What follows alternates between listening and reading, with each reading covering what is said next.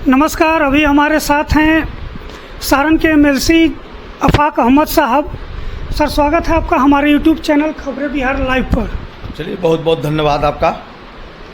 Sir, जिस तरह से प्रशांत किशोर जी बड़े बड़े खुलासे कर रहे हैं, एनडीए के मंत्रियों के जो हैं भ्रष्टाचार उजागर कर रहे हैं, इस पर क्या कहना है सर? देखिए, ये तो लोकतंत्र में जो लोग सत्ता में हैं, अगर वो भ्रष्टाचार से में लिप्त है, ये जवाबदेही बनती है विपक्ष का कि उनकी कमियों को निकाले और जनता की अदालत में ले जाए। लेकिन विपक्ष भी वैसा ही है, चुप इसलिए है कि हमाम में सभी नंगे हैं। तो ऐसी परिस्थिति में जनसुराज एक तीसरा विकल्प के रूप में बिहार में अपने आप को प्रस्तुत किया है। इसकी जवाबदेही बनती है कि अगर कहीं कोई भ्रष्टाचार सर चढ़ कर बोल रहा है, तो मुझे लगता है कि ये 25 वर्षों में, 20 सालों में अगर सबसे ज़्यादा अपराध भ्रष्टाचार किसी दल में अगर हुआ है, उस दल का नाम भाजपा और जदयू है। इसके पहले आपने देखा होगा कि 950 करोड़ का घोटाला, चारा घोटाला हुआ था। लालू जी जेल में गए,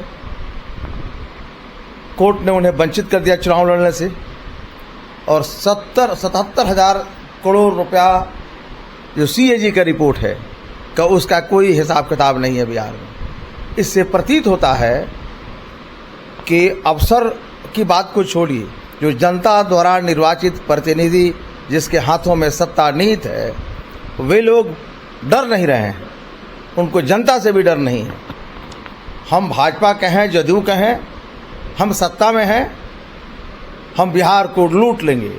बिहार में किसको लूटते हैं? गरीब जनता को लूटते हैं, और गरीब जनता के पैसे को लूटकर बेनामी संपत्ति को अर्जित कर रहे हैं।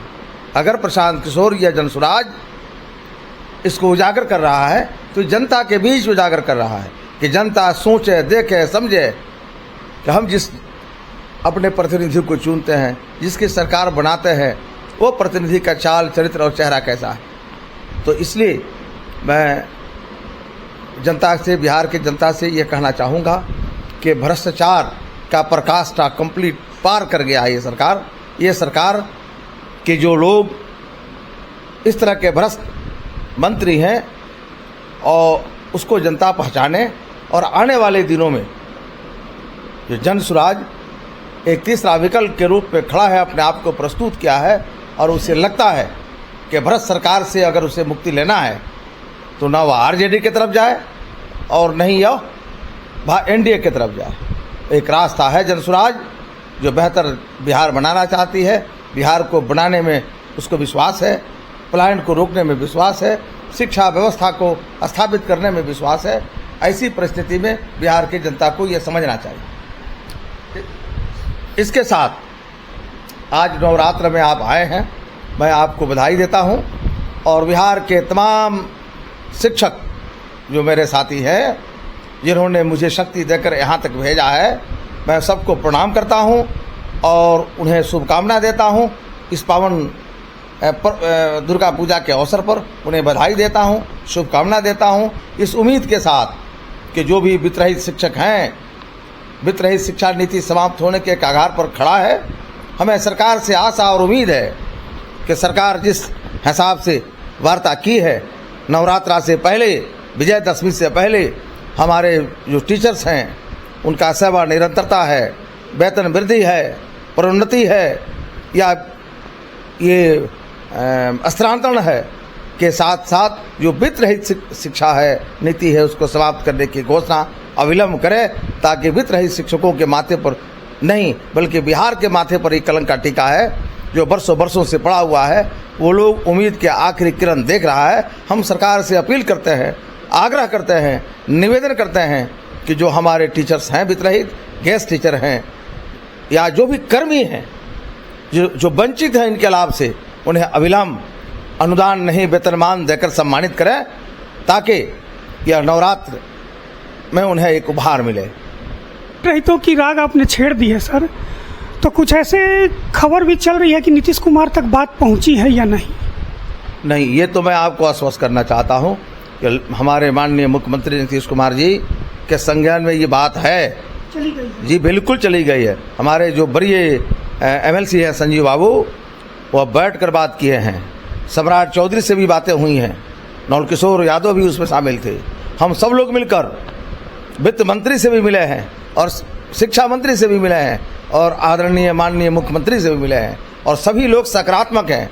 अभी तक हुआ क्यों नहीं, घोषणा क्यों नहीं हुआ, चूँकि अति व्यस्त लोग हैं। हमें लगता है कि 1 से 2 दिन में इसका पटापेक्ष हो जाएगा, ऐसा प्रतीत हो रहा है। तो कुछ शिक्षक लोग बेचैन हैं सर, उनको तो बेचैन नहीं रहना चाहिए, अब शांत रहें, कम से कम अच्छा से दशहरा मनाएं। मैं उन शिक्षकों से अपील करता हूं, बहुत हो चुका, अब धैर्य रखिए और इस धैर्य को रखिए, धैर्य में ही आप सफल रहेंगे। और निश्चित रूप से सरकार के अंदर थोड़ा भी संवेदनशीलता है, सरकार अपने वादों पर अगर डटी रही, जिस तरह से कल बातें हुई हैं, परसों बातें हुई हैं, मुझे पूर्ण विश्वास है कि सरकार के वित्त मंत्री और सरकार के मुख्यमंत्री ये दोनों मिलकर हमारे वित्त रहित शिक्षकों को एक जल्द यथाशीघ्र बहुत जल्द एक घोषणा करेंगे और तोहफा देंगे। चलिए धन्यवाद सर। तो आपने सुना, अफाक अहमद साहब हैं, इसलिए आप सभी गुरुजनों से मेरा भी नम्र निवेदन है कि आराम से दशहरा मनाइए, सारे टेंशन को भूलकर। और ये लोग सब लगे हुए हैं और कुछ न कुछ भरोसा दे रहे हैं कि कुछ न कुछ जरूर होगा और अच्छा होगा इलेक्शन से पहले। इसी के साथ देखते रहिए हमारा यूट्यूब चैनल खबरें बिहार लाइव। धन्यवाद। हमारे आंदोलन का यह फलाफल है कि हम अभी सरकार और उनके पार्षदों से मिले हुए आश्वासनों के पहाड़ पर बैठे हुए हैं और सरकार की नीयत पर एकदम दृष्टि गड़ाए हुए हैं कि सरकार की नीयत क्या है हमारे प्रति। सरकार हमारे पक्ष में फैसला लेती है या हमारे विरोध में फैसला लेती है। सरकार अगर समझती है कि सारे लोग वित्त रहित के लोग पटना से आंदोलन समाप्त करके चले गए हैं तो सरकार इस भूल में मत रहे। हम लोग पटना में ही हैं और बिल्कुल अलर्ट मोड में हैं। जब जैसी जरूरत पड़ेगी हम लोग आंदोलन, अभी हमारा डेट नहीं हुआ, आंदोलन हमारा चल रहा है। सरकार के फैसला आने तक हमारा आंदोलन चल रहा है और केवल कोरी आश्वासन से हमारा आंदोलन खत्म होने वाला नहीं है। निश्चित रूप से हम लोग न की स्थिति में एक बृहद आंदोलन और भी करेंगे और आने वाले समय में जब सरकार चुनाव में जाएगी तो हम लोग भी यह तय करेंगे कि हम सरकार के साथ जाएं या सरकार के विरोध में जाएं। सरकार को चुनाव में हम कैसे सबक सिखा सकते हैं, ये सरकार के नियत पर अब निर्भर करता है। सरकार हमारे लिए जो फैसला लेगी उसके अनुसार जो है हम लोग भी अपना तय करेंगे कि हम लोग चुनाव में हम लोग को क्या करना है, नहीं करना है। लेकिन बड़ी अजीब बात है, अभी सरकार की बहुत प्रमुख अंग भाजपा है। भाजपा के बहुत बड़े संबल से ही सरकार चल रही है बिहार में और तुष्टीकरण का एक नया अंदाज हमने देखा भाजपा का। अल्पसंख्यक विद्यालय जो हमारे ही तरह के समान प्रबंध की व्यवस्था में चलता था, मदरसा विद्यालय जो मेरे ही तरह के समान प्रबंध की व्यवस्था में चलता था, उसको आप 7वां वेतनमान का लाभ दे दिए, तरह तरह के सरकारी सुविधाओं से भी आच्छादित उनको कर दिए। और वित्त रहित जो उच्च शिक्षा में 60% योगदान देते हैं और सभी वर्ग के बच्चों को पढ़ाते हैं, उनको आप हाशिए पर छोड़ दिए। न्याय के साथ विकास की यात्रा आपका ढकोसला है या प्रपंच है, समझ में नहीं आता है।